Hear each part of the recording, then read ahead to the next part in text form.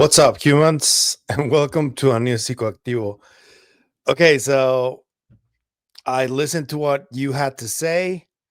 I moved my microphone so I can be perceived by everyone well. I was kind of not happy that the astronaut right here by my side was being like blocked by the microphone arm, but I managed to find a proper way because this microphone arm that Joe sent me, it's really versatile. That's why I wanted it because it's really amazing. So this is much better, I gather.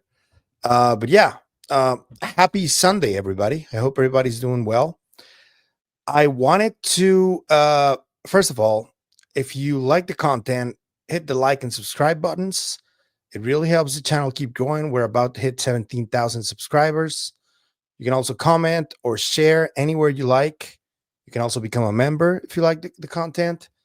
And we're on every KGRA feed. Today, the Lemba Logan interview was released on every feed for KGRA. So you can do that. If you want to support the channel in any other way, there's a bunch of links down there. Thank you for your support. I made it as quick as possible because I wanted to talk about this. You guys know Soul and Dr. Garry Nolan recently blocked me for expressing my opinion about the tier program. And I'm happy to say that they haven't unblocked me. I'm not expecting them to be honest with you. But I'm happy to say that they did listen to what we said. They made a few tweaks in the program. And yeah, it's more accessible now. So they did listen to us, to what we had to say. So thank you, Soul. Thank you, Dr. Nolan. I'm sorry that you didn't like the way I said things, but that's just the way I am. I'm not gonna change the way I am. I will apologize anytime I feel like I did something wrong. So if I offended you guys in any way, I'm sorry. I am gonna keep saying what I think though. So yeah. Okay, so I was talking about this because Dr. Garry Nolan was just on a podcast. And it's not just any podcast, it's the Robinson Erdhardt podcast. This guy is a very, very famous podcaster who famously does podcasts at Stanford University, where Dr. Garry Nolan is the leading immunologist. And this guy, Erdhardt, has spoken to pretty much every known scientist in the world. And he talks about physics, mathematics, philosophy, politics. He talks about everything.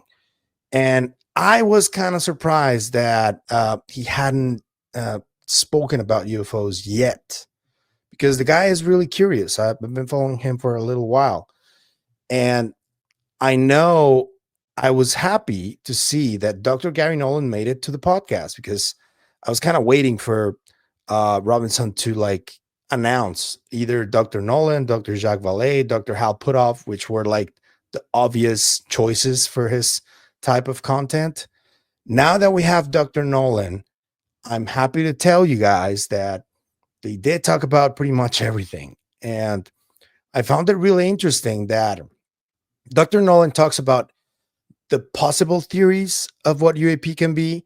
They go really, they get really specific, they get really technical. I love that because that's just think about this. Robinson has 396,000 subscribers, nearly 143 million views. So the reach that he has, especially for the highbrow scientific community, is pretty massive. So the fact that we're hearing Dr. Nolan talking about this stuff at a podcast like this is very, very significant. So they did talk about everything. Dr. Nolan talked about the different theories that may be plausible. He talked about the actual evidence that we have of things going on in the skies and these UAP tampering with the nuclear stuff. He talked about that too. He talked about anomalous health incidents. He even spoke about, actually, they opened with the Atacama mummy fiasco. That made me understand why Dr. Nolan doesn't really want to get involved in any of that anymore. But I'm pretty sure that he will see reason eventually, and he will get more involved in the Nazca beings because they are definitely worth even the best and brightest minds' time. I think so. But what really, really made me smile when I heard Dr. Garry Nolan talking was this. They discussed telepathy. And this is what Dr. Garry Nolan says. I'm going to play it for you guys right here on the Robinson Erdhardt podcast. Here it is. Your point that isn't interesting. But how about this? So, we talked about, I see you, and you are, really just a collection of particles that have no actual form, right? You just, at a higher level, you have matter, and I perceive you as a person. But at the end of the day, there's nothing there. You're just a bunch of waves, and we interact with each other through waves. Well, what happens if there's senses below yet still our full understanding using physics that are just on the edge of believability, that are actually the manner by which these things interact? So there's, and let's address one thing. There's claimed telepathy with these things. Well, I don't think that means it's magic. I just think that means it's a kind of technology that we don't. I can, there are devices that can transmit sound into your head from a distance, right? Use the resonance cavity and transmit sound, to you. So, again, Elon Musk is making a neural link, and maybe a sufficiently advanced civilization can reach into your brain with electromagnetics, very finely targeted, and can manipulate your brain in a way that allows you to hear or see things. I have no problem believing that somebody a million years ahead of us might have achieved that level of sophistication. I think that what Dr. Garry Nolan is saying here is very important because there seems to be this kind of a misconception that when somebody mentions telepathy, they're talking about something that should be impossible and that is considered magic in the old days, or that really doesn't have an explanation, really. And I think that's wrong. I think that if you have been following this channel, you just got to go to the search bar and type in either Pachita or Grimberg or Andrea Pujarich, and you will see that there is a lot of history pertaining to these abilities. And I think that Dr. Greenberg was one of the people that was closest to what actually might be happening inside our brains. And not just our brains, it's an interaction between our brains, this neuronal field, and the lattice of reality. And that's how magic, quote unquote, happens. But it's not magic, it's real life. It's our ability to create reality as we go through space and time. I think that's what it is. And I also think that humans, after we became Homo sapiens sapiens, we have this ability, but we need to hone it just as any other ability or skill that any living being has. And I think that's where the problem lies, that we've always had this, but there were times when a certain control system at a given time decided that this ability was no use for their benefit. So they managed to conceal it from the rest of humanity. How do you do that? You burn information, you burn libraries, you systematically cleanse entire cultures. That's what you do.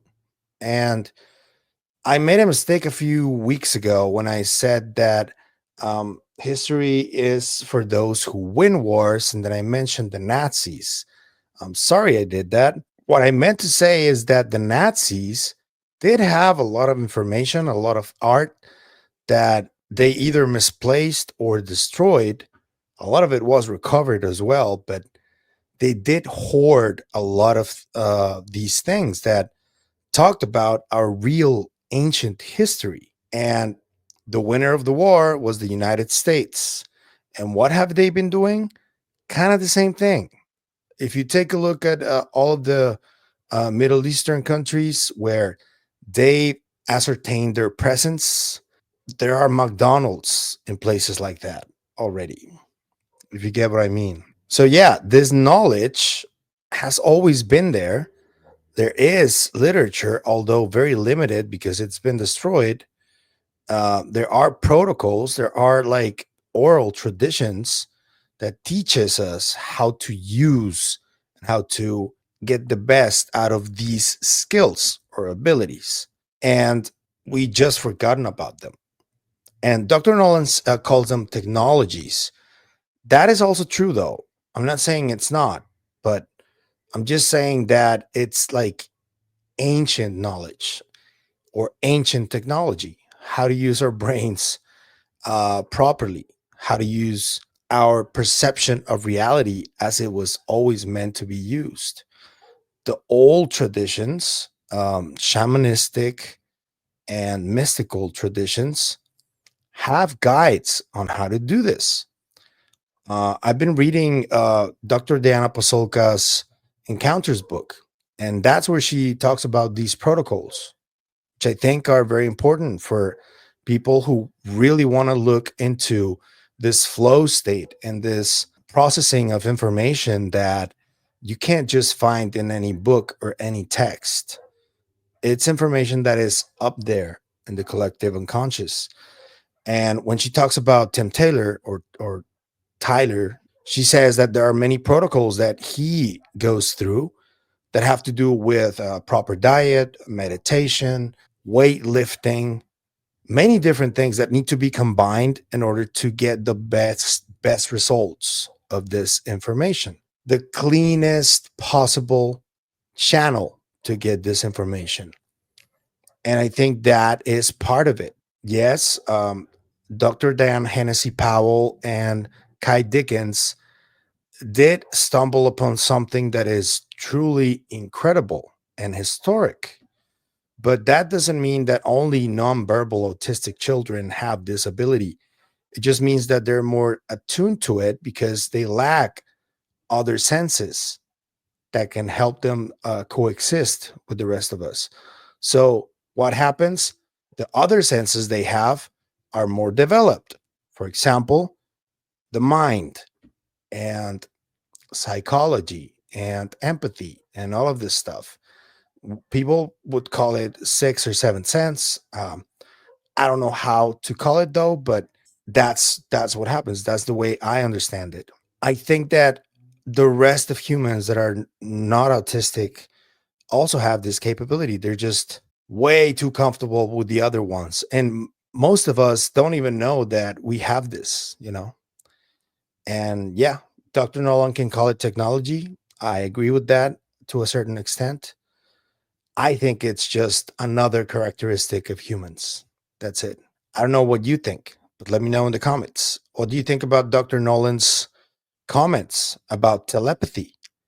Do you see them as a technology too? Do you think it's just another part of humans? Do you think it's not real? Let me know what you think in the comments. I feel safe enough to talk about this specifically because I have proof that it exists. I've experienced it. So, again, I know what I saw, I know what I heard. I have corroborating witnesses who experienced the same thing.